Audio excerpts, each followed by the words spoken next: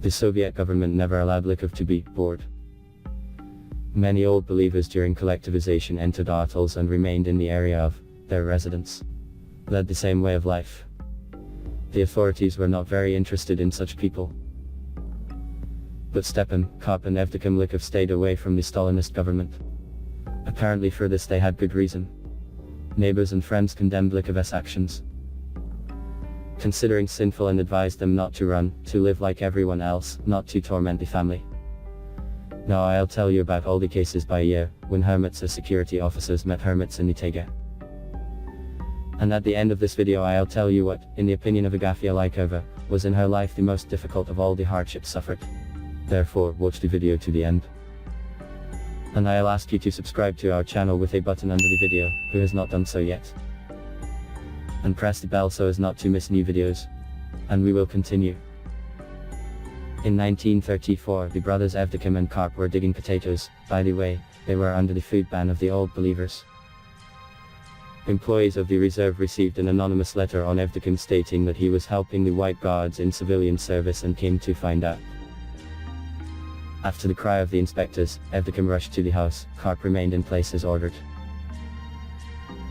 Rusakov shot at Evdokim. The bullet went right through, from behind through the stomach, from left to right. Despite a mortal wound, he reached the caches.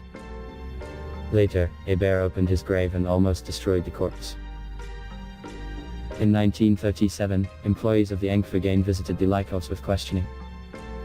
Karp decided not to risk it and went on the run with his family. In 1940, employees of the reserve during a multi-day tour accidentally saw Karp Lykov, who was fishing on the river. They forced him to show his family as dwelling with threats. They lied that they figured out the murder of brother Evdokim, punished the guilty. They offered to own a house on the far cordon of the reserve, a bathhouse, a cow and work. It was a turning point when the Lykovs' fate could go according to a completely different scenario.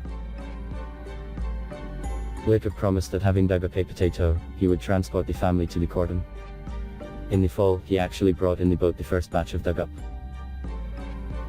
potatoes and went for the remains of vegetables and family. He spent the night on a cordoni, steamed in a bath, talked for a long time with the rangers. Something, apparently, alerted him. He did not believe the rangers and did not return to the cordon. He moved with his family to the taiga. In 1941 a detachment of Chekists was sent in search of deserters, as well as for the return of the escaped Lykovs. Since Karp was a hunter from childhood, it was not a problem for him to go unnoticed by the main detachment. Talk with their ranger, who was Lykov's acquaintance. As a result of the conversation, the Old Believer family fled again. Lykov accidentally found military topographers in the fall of 1945. And the Lieutenant Barashkov, who headed the topographic detachment, returned and indicated this event in the report. There are children in the family. 2 are already adults. The head of the family, seeing the epaulets, decided that imperial authority had returned, began to pray and tried to kiss my boots.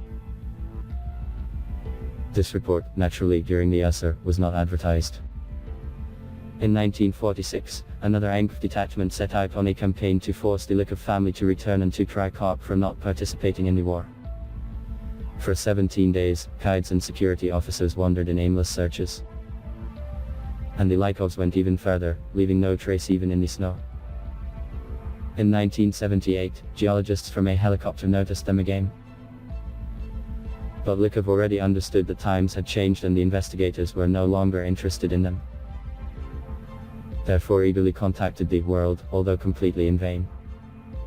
By the time the geologists discovered the taiga inhabitants, there were 5, the head of the Karp Lykov family, the sons of Savin, 45 years old, Dmitry, 36 years old, and daughters Natalia, 42 years old, and Agafya, 34 years old. Since the Lykovs in isolation did not acquire such immunity as people living in society, they became infected and died. In 1981, 3 of the children died one after the other, Savin, Dmitry and Natalia, and in 1988 Lykov's father passed away. Agafya has been a hermit since 1988. In 2019, Lykova was again offered the evacuation, although temporary and not the Agafya anymore, but the representatives of the Russian Space Agency explained this. Danger of falling in the area of the capture of rocket fragments. Agafya of course refused. Agafya, recalling the hardships suffered, finds nothing harder than the lack of salt. That is, no one dared to go to people for salt. They were afraid. They suffered with the whole family, but suffered. Although Lykov, as in his youth, endured the disease from a village 150 came in the Taiga alone. Then almost all the old believers of the village were infected from an alien relative, and according to their belief it was necessary to take the ailment to that place. Where did the disease come from? That is, physically, the Lykovs could get salt. Apparently, fear interfered. I ask all subscribers to share information on this topic and their thoughts in the comments below the video. Please subscribe to the channel and share this video in all your social networks with a button under the video.